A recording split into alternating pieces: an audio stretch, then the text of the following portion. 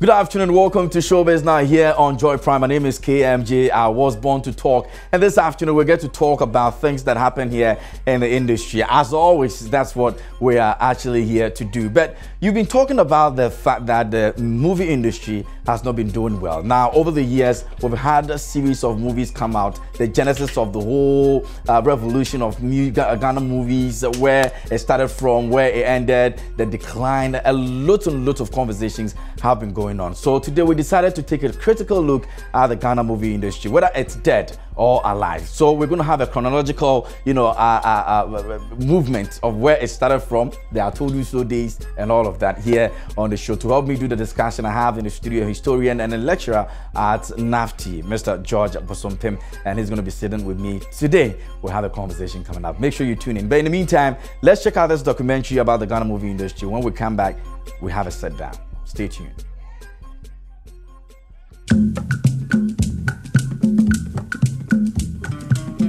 Cinema in Ghana began when filmmaking was first introduced to the British colony of Gold Coast, now Ghana. In the 1950s, filmmaking in Ghana began to increase. Cinemas were the primary venue for watching films onto home video became more popular. In the 1920s, individuals in the private sector brought film to Ghana by opening cinemas in urban areas. Cinema vans were used in rural areas. In the 1940s, the Information Services Department of the colonial government used green-yellow Bedford buses to screen documentary films, new reels, and government information films to the public. Attendance was free. The films included propaganda films about World War II, which were produced by the Colonial Film Unit (CFU) in London. After the war, the unit produced educational films and feature films for the African colonies. The films were designed to contrast the Western civilized way of life with the African backward way of life. In 1948, the Gold Coast Film Unit was set up within the Information Services Department (ISD). Shortly after independence, Dr. Kwame Nkrumah created the State Film Company, which later became the Ghana Film Industry Corporation (GFIC). Nkrumah built the very first complete film facility, which then included the Information Services Department Film Unit, building opposite the French Embassy, and the whole of the land currently housing Afrikiko Restaurant at Kanda, as well as the premises of TV3. In the early days of filmmaking, stalwarts such as Reverend Chris Hesse, Tom Ribeiro, R.A. Feneku, Frank Pags, Sam Aite, and Ashong Katai gave their all to nurture an industry that was new and vibrant. From the early 1960s all the way to the mid-1970s, the Ghana film industry welcomed filmmakers from Nigeria, Togo, Senegal, and Kenya. These students of film came to Ghana to learn from the very best in Africa. How quickly did the tables turn? There is no doubt that the military coup of 1981 led to the demise of the Ghana film industry. This I will explain later.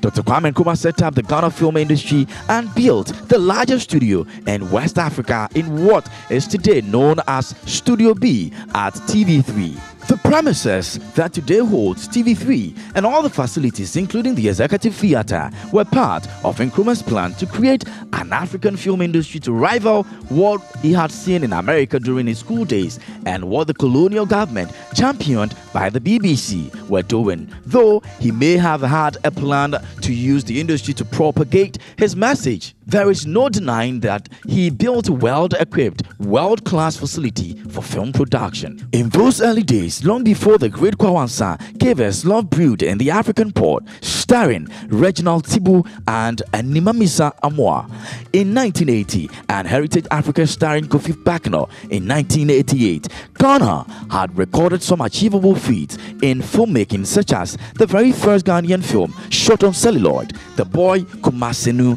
1952, directed by British director Sean Graham, and others such as Baby Ghana in 1957, directed by John Rauch, Genesis Chapter X, 1977, directed by Tom Ribeiro and starring George Williams, and I Told You So in 1970, directed by Egbert Achiso. Indeed, actors such as Lord Bob Cole and Margaret Araba Stamp Queno became household names during this period.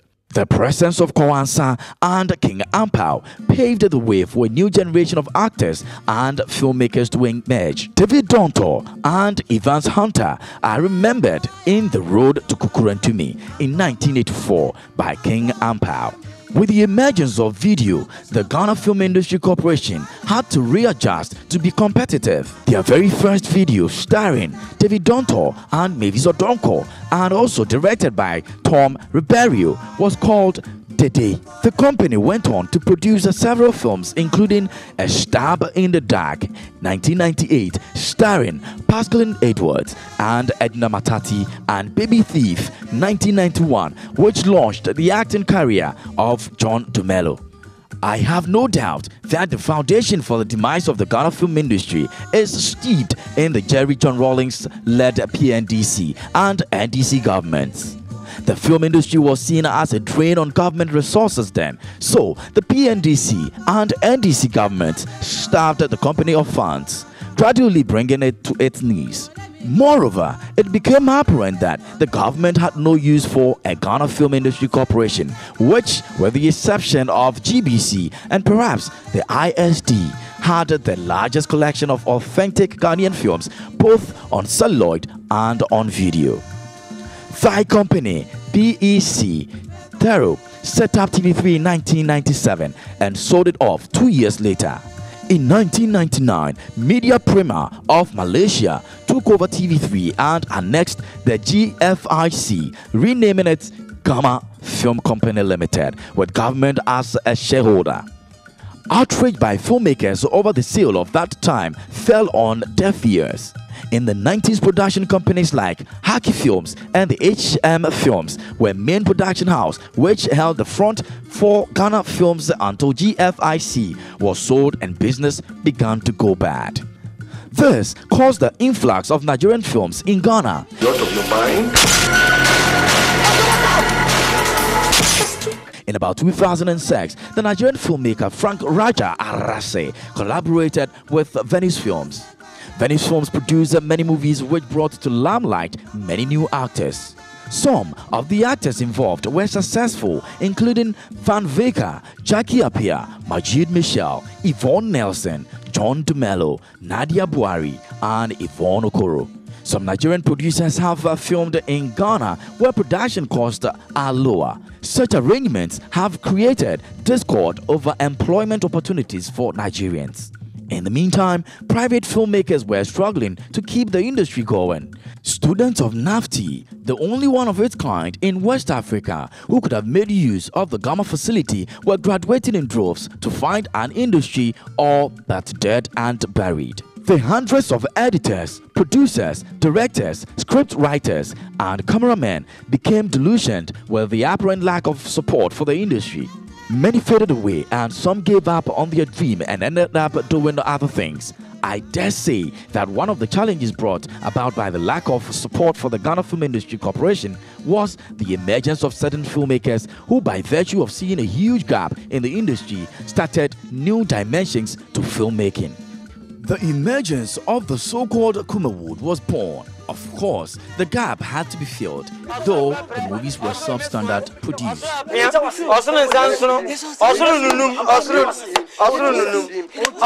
A rebirth took place and Ghanaians now had an opportunity to see some movies made in a local dialect.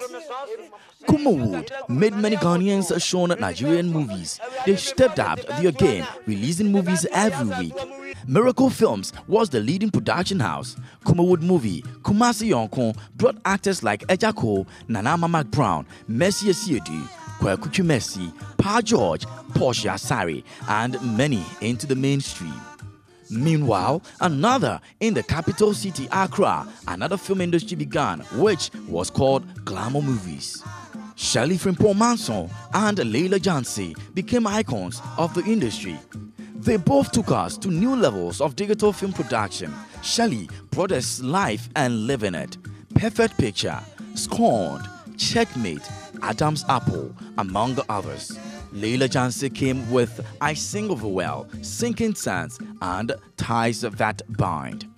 These two filmmakers brought back actors who had gone into hibernation.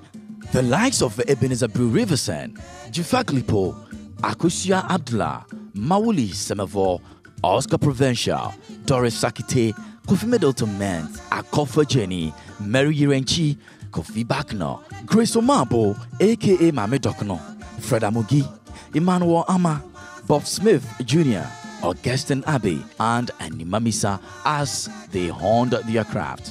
In the latter of 2013, there was a decline in production of movies. Some filmmakers attributed it to the power crisis termed as doomsaw. Others blamed piracy and lack of support. As filmmaker Shelley Frimpong-Manso and actor Eko Smith Asante believe the movie industry is dead. And also, especially for the country, considering that our film industry is almost non-existent, and the little that we're doing, it seems to be gaining some interest. That always manages to put the country out there still, even though the industry is dead. Yeah, that's my view. At any point in time, do they have a meeting point? Yes, they were running, and now they are what? What did I tell you? That they are marking time. They are marking time. And I think Shelley came before me, so Shelley has seen it. I think she's a prophet. She's a prophetess. So once she has seen it, it means it will come to pass. But as a believer of God, I think we'll raise it up. It's dead, but we'll... The potential of the film industry is huge given the right support, yet the very people whose support we need turn a blind eye to the plight of filmmakers. Today, the dream of Kwame Nkrumah lies in the sole hands of private businessmen who do not understand the tenets of filmmaking or television.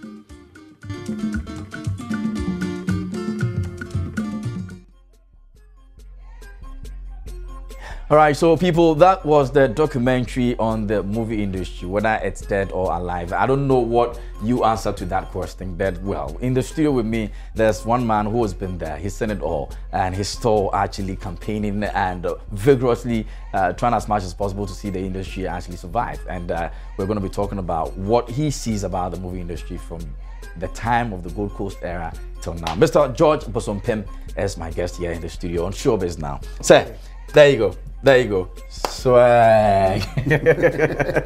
Good to see you. Good to see you too, man. And we've been having very serious conversations behind scenes, and you're telling me a lot. Yes.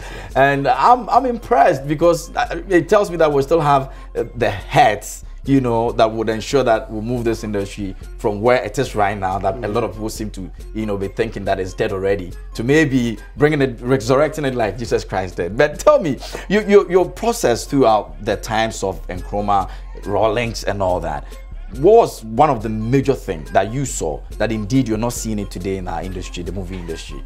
Was it the vibrancy, the challenges they were facing and still overcoming them? I think the structures were dismantled, and at the moment that they sold the Ghana Film Industry Corporation, and I think it wasn't. I didn't think through it well, so far as I'm concerned.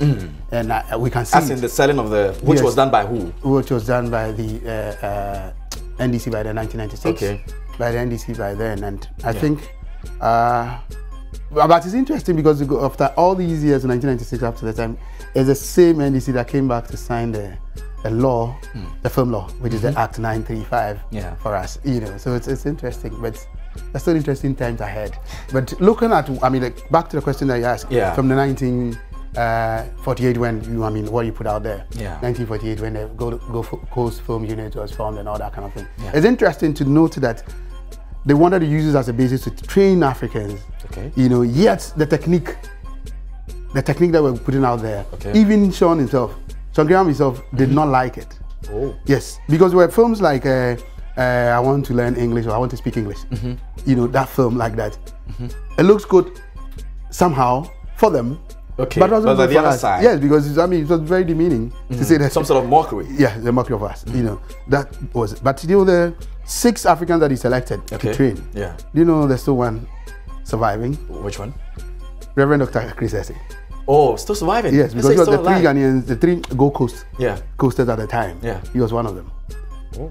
And she became Nkrumah's cinematographer and all that through the times to this time. And look at all the big films that were made within that period, including Constance, Love Reading African Board, Heritage Africa, even the first one that shot on Panavision by my own father, Atuyani, which is His Majesty Sergeant. It was still him on camera, you know. But I think at that time they streamlined the thing such that Ghana Film Industry Corporation was just tagging in there nicely, and because we were providing a lot of services. For instance, if you look at concerts when they supported it as well. Okay. Then if you look at even Kwentini, which was basically a Ghanaian German collaboration because of Kenan Powell, who trained in Germany. Yeah. You know, they tagged in nicely, and they were using Ghanaians, you know, and so it's more of a co-production at the time. Yeah. Same thing happened with Atuyani's own when they had to do the cave scenes. All the cave scenes that they shot were shot in Ghana. They were shot in the studio, where it's called Studio B now. They built that where TV3 is right now. That was how it was actually put. Yes, they built it in there. You know, that studio is a big studio. I think it's 8 by 55. You know, it's a really big size. You know, almost like a plot of. Yeah, kind of. It's for us to have lost that anyway. Oh, but we've not lost that. It's still in Ghana. You can't go. And at that time, they had that, and they had the sound stage. So they could do the scoring of music, all those. And those big musicians come down here to come and record as well. Wow. You know, Hugh Masekela, Fela, all those guys were coming to Ghana to come and record, you know, in the sound stage. But I was just saying that structure that Nkrumah built and had that interest in film. You see, the thing is for us to also have interest in it. He saw the power of film and the need to use film to educate our people and inform our people, and also for development. Now, do we see it? If we see it in our leadership that they want to tag into that, that's when we can say that, oh yeah, things are going to work. But compared to Nkrumah, you think that our leaders now don't see it? They didn't see it for a very long time. Although some of them took advantage of it. It's only, I mean, of course, if we talk about party politics now, the adverts and all those, who do them for them? It's the same people, still the film people who do them for them and move around and film them and that kind of thing, you know. So some of them see the need only when it's the time for them to campaign. But of course, I mean, we are lucky to have our President Akufo-Addo, who is also interested in film because he said he wanted to be a film director. And I can say it from fact that he had contributed to a particular film before, which he himself had forgotten. Oh, do remind us of it. Back Home Again. Back Home Again? Yeah, he gave Zuko and Bob J some money to, you know, produce Back Home Again. Oh, yeah. So his name was there as a executive producer. Then he was vice president, or he was no, I'm talking about President Akufo-Addo. Yeah, but then he was not really. No. This was somewhere in 86, 92, somewhere in 1992. Oh, okay. And when they went to Zuko and the rest left the shows in 1986 after school at NAFTI, you know, they went out there to UK, and so when they were about to produce that film, that's when he passed on some money to them so that he could. He was then living in Bob J's father's place, that's where he had rented to live. The president was living at the time. Yeah, you know. So I'm sure he's still interested in film. Yeah, but a lot of people are not seeing the interest. I mean, the president has been there for a while now. He promised a lot of things that he was going to do for the industry, the movie industry and all, the music industry, all of them. But if you look at our movie industry right now, I think it's one of the aspects that is lacking. You know, we're not actually seems to be going anywhere. Yeah. You think he's slowed down a bit? I think it is us as a people. I mean, I'm talking about the fraternities of, you know, for us to fight for what we want, because it's not. I mean, I don't think he's looking at us alone. He's looking at other industries, you know, sectors as well. So it's very difficult for you to say that, you know. But recently, from I think it was 30th of May, when the minister gave us the opportunity to go and draft our. And you have some appointments as well, so you don't mind telling us about what you're doing for them, for the ministry. Oh, just a convener. It's not just a convener. It's not an appointment. You're a big man. I'm not a big man. It's just an interest. But it's a big job on you. Of course, I mean, it's a big job, but I'm happy to do that because it will serve our industry right. If somebody within the industry works for the industry, exactly, you know, because then we know the problems, we know who to go to, who to call on. You know, it's easier to. I mean, if you look at the people who came by the table, around the table to work on the legislative instrument, you marvel. You know, all these people who really feel passionate about film, you know, are there to work for the country and the industry. You know, so we started something and it's going well. The minister, thank you for giving us the opportunity, and the minister is so good to have been very good to us, pushing us to do this thing, because everybody was saying, oh, the minister is for tourism, it's not for us, and that kind of thing. But finally, she came to listen to us and said, okay, go ahead and start something. And we are hoping that by the end of the year, we'll have a National Film Authority, I mean, based on the law, the Act 935, you know, but at the same time, we are still consulting and doing the stakeholders forum. We've done Greater Accra, we've done Ashanti region, and we're hoping to go to the other regions as well. So we gather more of the ideas that we can put in the legislative instrument. So I see. You know, but back to the history thing, when we got to the 80s, it looks a bit checkered, but it was somehow the period that the video boom started to as well. The video has come, and our old folks, our first line of producers and directors, had decided they didn't even want to be part of video because they wanted to stick to celluloid. But within that period, that concern and the rest also released their film, so they really were justified somehow. Okay. But how many? There wasn't that kind of money to produce a lot more of those kind of films, because the celluloid was expensive. Even at that time, we didn't have this forex that we have now that you can just go and change dollars, and because celluloid, you can't just go and go and see over the counter. You're just buying celluloid. It's not that easy. Okay. So those times, government have to help them get those foreign currencies to go out there and go and get a stock and work with. But gradually they came back to understand the video bit. And I remember Atuyani doing the last show and doing even Abyssinia, which was also for as a television thing that they converted into film. And then the coming of Video City and the rest, Video Mart and Video City, And so there's that video boom. And those who came from NAFTI at the time, because NAFTI was then founded in 1978, with help from Friedrich Ebert Foundation. And those first batch of them, I saw Ashon Katazin mentioned. Yeah, Ashon was one of the first group of people who got out of NAFTI in 1981. And they did very well from holding the fort, because most of the people who had been trained earlier on, most of them were trained outside.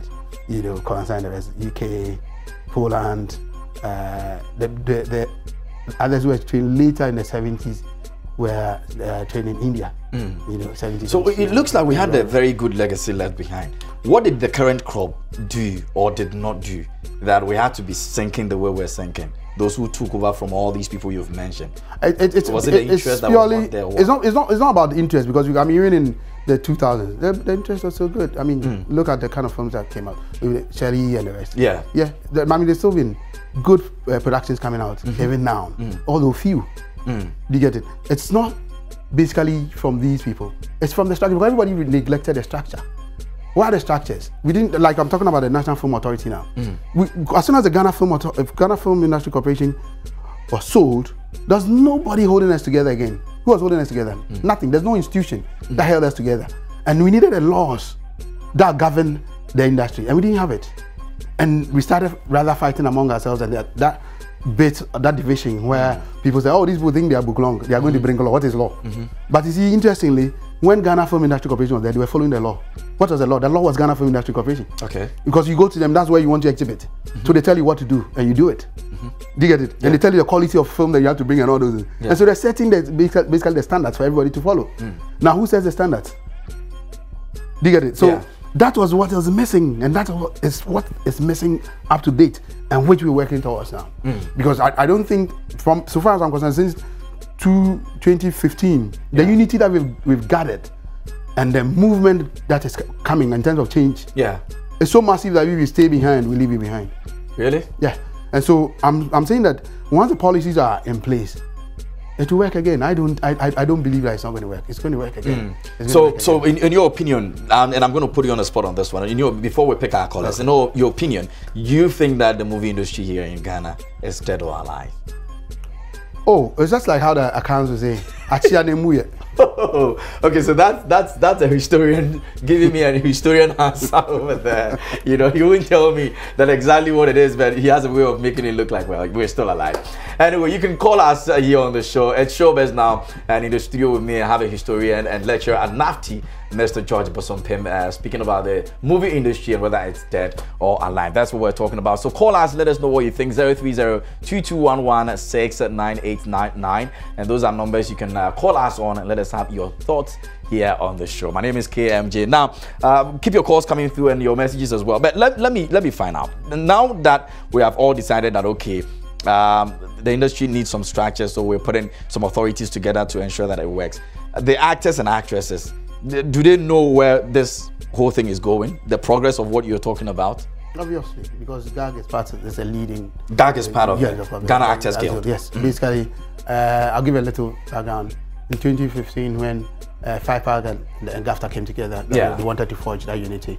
we formed something called the Federation, and Gag was part of it. At that time, it was the late... Sorry, pardon me. Let me pick Kwaku Sekis from Takrade. Kwaku? Yes, sir. How are you doing, sir? I'm fine. I'm enjoying your show. Yeah, we have a great personality seated over here. So, yeah, go ahead. I really like the history behind film in Ghana. But I think he could have also mentioned certain people, someone like Ejanto. And also, even this man, Bob Santos' contribution is enormous. Exactly. I didn't see someone like that. I wanted the case to see that this is someone who has also contributed. Exactly. We're sorry, we couldn't have captured almost every. We couldn't have actually captured almost everybody, But But those are great personalities. Indeed. Yes, you add them. Thanks very much. I'm really enjoying the show. All right, thank you so much. Thank you so much for being part of that. And you can also give us a call. And these are some of the names that actually Shirley brought back on the scenes. There are lots of them that we couldn't have captured. But you also know that indeed some contributed, and so you can also let us know if you have any other person who contributed. In Alexander Dua, all those people. Even George Williams. George Williams, the late George Williams. And it's interesting because for me it was strange that the Ghana Film Industry Corporation was sold in 1996 because at that time Rollins was the president of Ghana, and Rollins was part of the club. You see, that film club that was set up by Kofi Abeke, Ernest Kofi Abeke in 1976, and they were watching films at the Ghana Film Industry Corporation, thinking about how the industry could move forward with Crazy SA. Let me interrupt you again. Pride, you're on. Hi, KMJ. How are you doing, sir? I'm doing wonderful, my brother. How are you guys? We're good. Thanks for asking. Good to have you on the show. Go ahead. Yeah, so,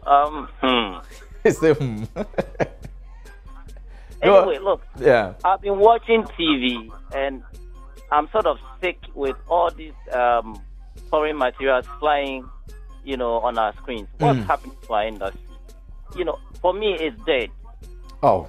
And I that really will not take the excuse, where people are saying, look, it's Achia Nebu Emuye. Achia Ebu, I didn't know me in a long time. Oh, it will get better. See, let us face fact. We need to build an industry, and it ought to start somewhere. Okay? If we stop playing some of these things on our TVs, then we are going to make room for our own materials to be showcased. We have rich culture. We have a lot of heritage materials we can showcase. What happened to them? Why are we telling stories which are so alien to our own culture? KMJ, it's a sad scene. I know. Your point is well made. I hope that there will be a revival. Many thanks to you for your thoughts. Maxwell is on. My name's Sick. How are you doing, Maxwell? Hey, Jason. How are you? I'm well. Thanks for asking. Go ahead. Oh, okay. I'm sorry, but our movie is not dead. Our movie industry is not dead. Good. It's not dead because I think so nice and so awesome when I see Ghanaian movie. Great. But my problem with the station. Yeah. Yesterday I woke up and I saw Joy Prime. I said, Daddy's Girl premiere. I guess something. I said, seriously? Whilst we have a lot of Ghanaian series going on that you guys have to show. So it's not dead. I know we are going to get there. Most definitely. Definitely. Many thanks to you for your thoughts. We appreciate it. Thanks a lot. We have to be wrapping up, sir. Okay. But your closing remarks on all that. My closing remark is that people should support the law, because we are trying to push it so that we have it. And then the structures will come in place. Once we have the structures, things will fall in place, because within the law, besides the regulations that are coming up, in terms of, we were talking about classification, because classification is a very big thing. We were talking about what you are showing on TV. Classification is a very big thing because whatever is morally right in a particular society might not be morally right in our society. Okay. So classification is very important. Funding is very important. Funding is in there as well. Training is in there. And so these three things alone, if we can push it, we'll get somewhere. Okay. We'll invite you again. So we'll have this conversation again right here in the studios. Many thanks for coming through. God bless you. And swag. All right, so folks, that was Mr. George Bosom Pim joining me over here. Many thanks to you for watching. My name is KMJ. I was born to talk. Thanks for watching.